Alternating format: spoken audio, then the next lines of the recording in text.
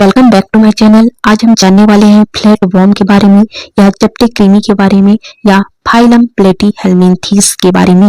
अगर आप यहाँ पे देखते जाएं तो नाम से ही पता चल रहा है फ्लैट वर्म मतलब चपटे कृमि के बारे में यहाँ बात होगी।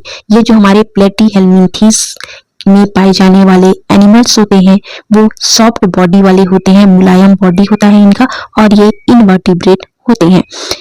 इनके लगभग 20,000 स्पीसीज जो हैं वो पाई जाती हैं, पर लगभग 80% या मैक्सिमम जो स्पीसीज है वो पैरासाइट के रूप में ह्यूमन और दूसरे जो एनिमल हैं उनके बॉडी में पाए जाते हैं और उनके बॉडी में ही रहकर अपना लाइफ साइकिल जो है उसको कंप्लीट करते हैं। बट कुछ जो है प्लेटीहेल्मिन्थीस वो फ्री लिविंग भी होते हैं, मतलब उनको अपना लाइफ साइकिल में किसी होस्ट की जरूरत नहीं पड़ती, बट मैक्सिमम यहाँ पे पैरासाइट के रूप में पाए जाते हैं।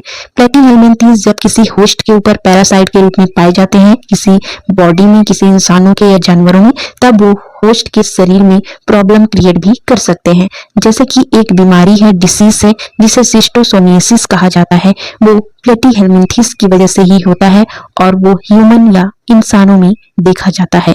चलिए अब देखते हैं इनके जो स्पेशल कैरेक्टर हैं वो क्या हो जाते हैं। सबसे पहला तो अगर आप इनको देखेंगे तो इनका बॉडी फ्लैट होता है या फिर चपटा होता है। साथ ही साथ ये बाइलेटरल सिमेट्रिकल वाले एनिमल हैं, मतलब कि अगर आप इनको 20 से 2 बराबर भागों में काटें तो 2 बराबर भागों में ये बढ़ जाएंगे। और इनको देखते हैं तो इनका जो बॉडी है वो ट्रिप्लोब्लास्टिक होता है, मतलब कि 3 लेयर का होता है। इनके बॉडी में बॉडी कैविटी नहीं पाई जाती है। साथ ही साथ इनका जो बॉडी है वो अनसेगमेंटेड होता है, अलग अलग सेगमेंट इनके बॉडी में आप नहीं देख पाएंगे। मोस्ट जो प्लेटीहेल्मिन्थीस है वो पैरासाइटिक होते हैं, जैसे कि मैंने पहले ही बता दिया है। इनका जो रिस्पायरेटरी और सर्कुलेटरी सिस्टम है वो भी यहाँ पे एब्सेंट होता है। इनका जो रेस्पिरेशन है या फिर श्वसन की जो क्रिया है वो बॉडी सरफेस से ही हो जाती है डिफ्यूजन के द्वारा। इनमें एक विशेष प्रकार की कोशिका या सेल पाई जाती है जिसे कहा जाता है फ्लेम सेल या ज्वाला कोशिका, और ये जो कोशिकाएं हैं वो उत्सर्जन या एक्सक्रीशन में इन एनिमल्स की मदद करते हैं। और यहाँ पे देखते हैं तो ये जो हमारी एनिमल है प्लेटीहेल्मिन्थीस वाले, उनके साइज भी अलग अलग हो जाते हैं। कुछ तो माइक्रोस्कोपिक होते हैं, मतलब कि केवल माइक्रोस्कोप में देखे जा सकते हैं, और कुछ जो स्पीसीज हैं इनके वो यहाँ पे 2 से 3 फीट तक भी लंबाई में पाए जा सकते हैं, मतलब कि साइज इनमें अलग अलग हो सकता है स्पीसीज के आधार पे।